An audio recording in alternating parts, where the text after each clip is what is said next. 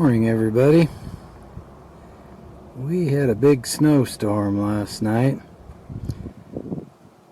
and you can see all the fresh white on the Sangre de Cristos over there. I love the way these mountains look right after a snowstorm.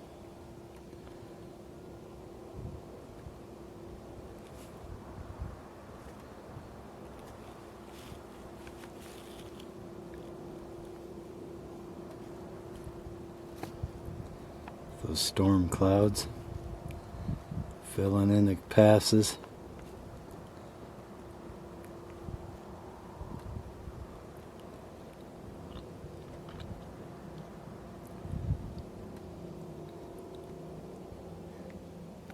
In a couple minutes I'm going to shoot a panoramic style image of these.